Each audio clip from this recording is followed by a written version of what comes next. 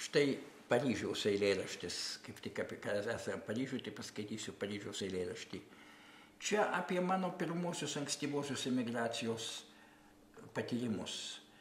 Kaip mano bičiulis Viktoras Petkus buvo patekęs į kalėjimą, aš dėl to stengiausi triukšmauti, rašyti į spaudą, buvo demonstracijos organizuojamos Paryžiuje, bet tas viskas neturėjo didelės įtakos. Petkus išsėdėjo vis dėlto 11 metų. Tiesa, liko gyvas ir netgi sveikas, bet vis dėlto tai buvo labai sunkus jam patyrimas. Na ir čia apie tai, kaip žmogus bando, taip sakant, prasimušti į tą vakarų viešąją nuomonę Paryžiuje ir jam nesiseka. Veiksmas vyksta kaip tik Bastilijos paėmimo dieną, kada visas Paryžius tuščias, visi išvažinėja į provinciją. Ir su epigrafu, eilėraštis su epigrafu iš Pasternako. Epigrafas rusiškas. Как поздно отпираются кафе, и как свежа печать сырой газеты. Kaip seniai, atleiskit, kaip vėlai atsidaro kavinės ir koks šviežas dar drėgno laikraščio šriftas. Prieš Liepos vidurį Paryžius tuščias. Nei vienas telefonas neatsako ar atsiliepia ne savo balsu, pranešdamas, jog numeris nuo pernai kiek pasikeitęs. Iškalbinga juosta nenori tau atskleisti naujo šifro. Juk tu ir šiaip jau nemažai žinai.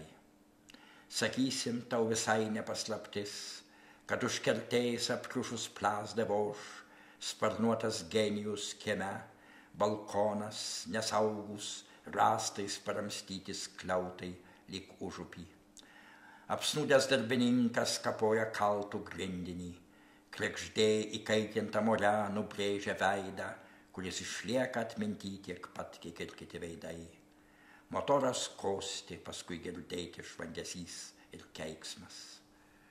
Akmuo krantiniai šiltas it kurys, šaligatvios akacijų šluotelės, lyg proskinoje debesys, beprotis turmom parnas, vidudienis, kurio teisybę sakant negalėjo būti. Kiek atmenu, tau buvo nuskirta kitokia tuštuma, prie jos turėjai priaugti.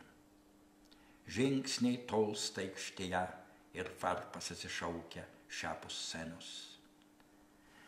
Arba turėsim apie ką šnekėtis, štai tos kavinės, tie pūkai ore, kurios tu pažinai dar jų nematęs, jie dovanoti tau turbūt be tikslo, tu gyveni žemėlapio spragoj, anapus kalendoriaus. Notre Dame pilka briauna arčiau nekaip tikėjaus, aš ją matau po kojom vandenį, kuri palengva plaukia mano linkui, atsijusi nuo pastato. Žinau, tu stengiesi, bet kasgi tau belieka, čionai kita akustika. Suklydau, tai ne Notre Dame. Beje, tu pats netrukus pasikeisi, tyluma ragelyje, kaštonai šviesios gatvės atliks tą darbą už tave. Žinau, bandysi viską, bet paskui pavargsi. Varnai, barakai, šimtamyliai pelkiai, smėlynai, vielos, batų girgždesys, vis vien pavirs į laikraščio apetitą, bereikšmį blyksnį sąmonės tinkluos, nedalesnį netgi už tave, nors tau gerokai stinga realumo. Bastilijos aikštė didžiulė saulė, matyti jau prieš srovę. Aš pridursiu dar vieną smulkmeną. Vilties nėra, yra dalykų svarbesnių už viltį. Čia irgi toks pašnekesys su savimi, kaip matote, beveik dialogas, bet tai kažkas į tave tarsi kreipiasi, aiškina tau, taip sakant, tavo ateitį vakaruose, bet tai esi tu pats.